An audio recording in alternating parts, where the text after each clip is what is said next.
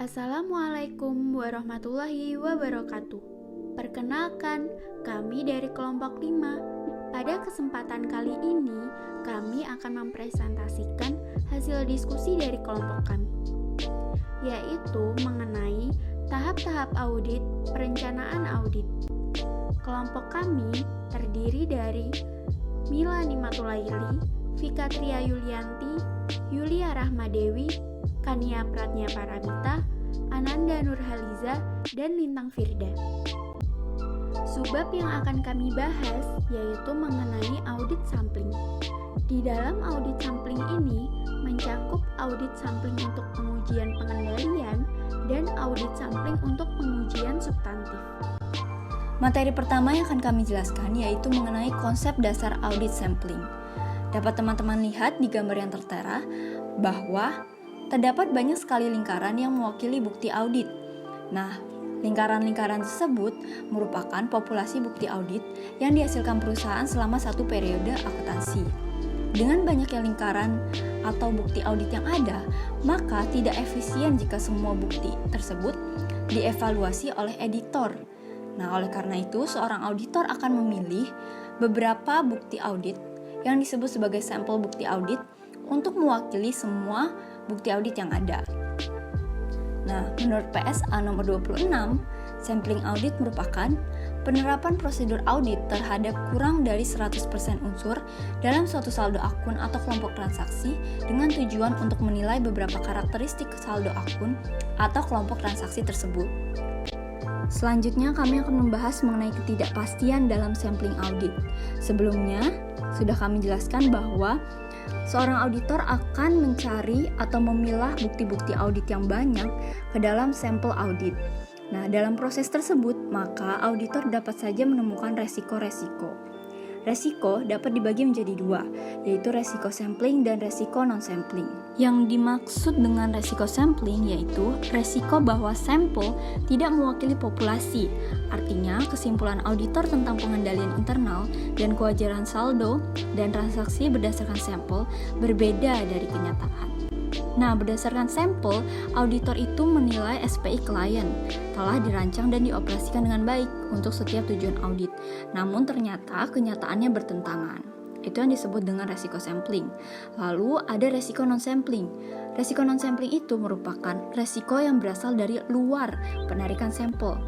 Biasanya resiko non-sampling itu bersumber dari kesalahan manusia, penerapan prosedur audit yang tidak sesuai dengan tujuan audit, lalu salah menginterpretasikan hasil sampel, dan yang terakhir juga dapat berasal dari kepercayaan pada informasi yang salah diterima dari pihak lain.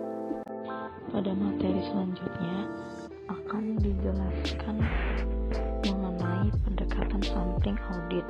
Yang pertama ada sampling statistik dan sampling non-statistik. Dalam pendekatan ini, auditor dapat menggunakan sampling statistik atau sampling non-statistik untuk mengevaluasi bukti audit. Kedua model penarikan sampel membutuhkan pertimbangan profesional auditor dalam merencanakan dan membuat rencana penarikan sampel dan mengevaluasi hasilnya. Kedua model penarikan sampel tetap memiliki resiko sampling dan resiko non-sampling. Perbedaan antara keduanya adalah aturan probabilitas digunakan untuk mengendalikan resiko sampling pada sampling statistik.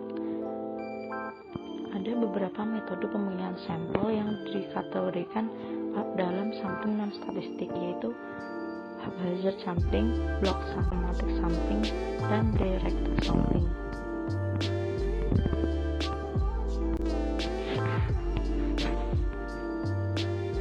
Kemudian, sampling statistik pada umumnya digunakan apabila populasi audit sangat besar, misalnya ketika melakukan konfirmasi piutang usaha. Ketika melakukan pengujian pengendalian yang memanfaatkan teknologi informasi, lebih efektif untuk menggunakan teknik audit berbantuan komputer, yang merupakan bentuk sampling non-statistik.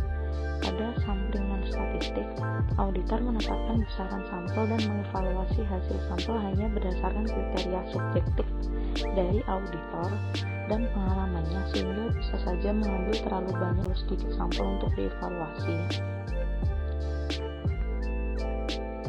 Sampling statistik akan membantu auditor dalam beberapa hal, yaitu yang pertama merancang sampel yang efektif, yang kedua mengukur kecukupan bukti yang diperoleh, dan yang ketiga mengevaluasi hasil sampel. Paling penting, sampling statistik memungkinkan auditor untuk mengkuantifikasi dan mengendalikan resiko sampling.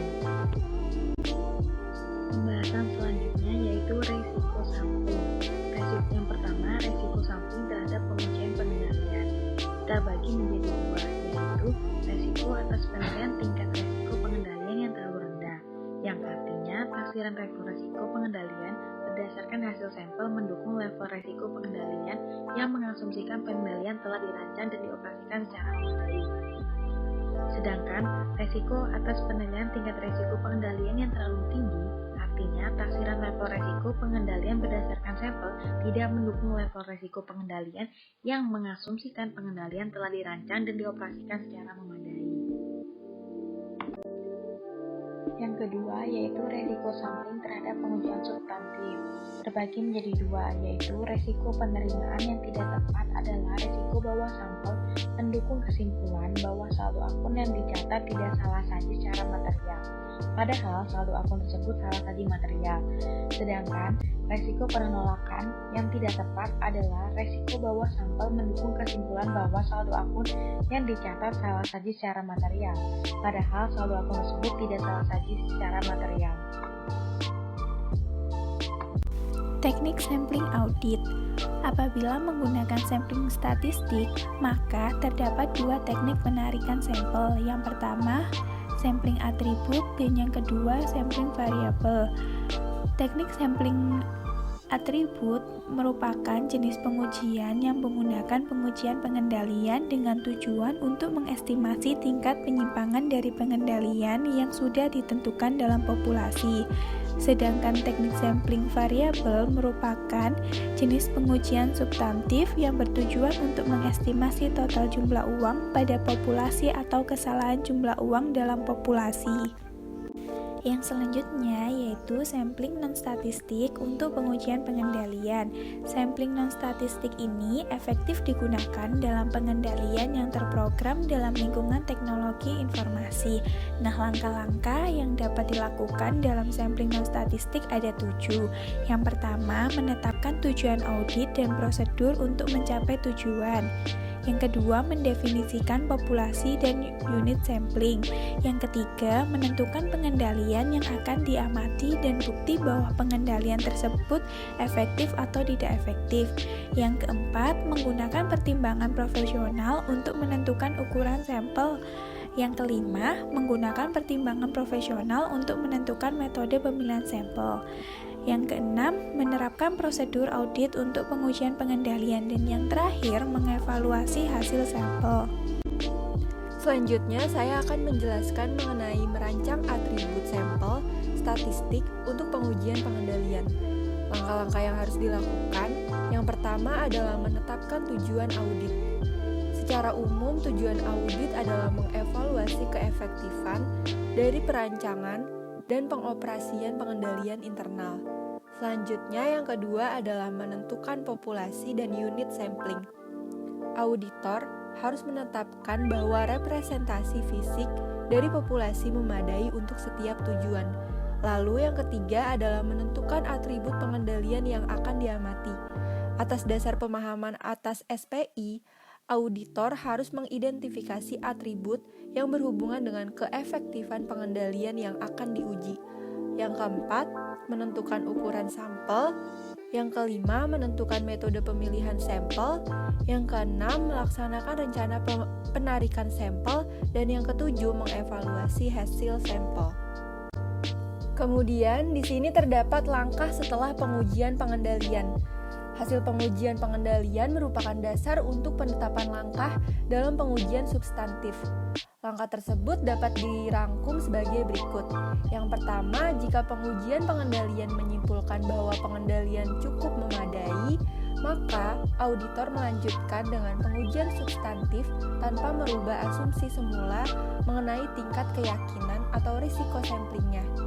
Yang kedua, jika pengujian pengendalian menyimpulkan bahwa pengendalian lemah, Maka terdapat dua kemungkinan langkah yang dapat ditempuh, yakni yang pertama, auditor memperluas pengujian untuk memastikan bahwa simpulan pertama atau pengendalian lemah adalah benar.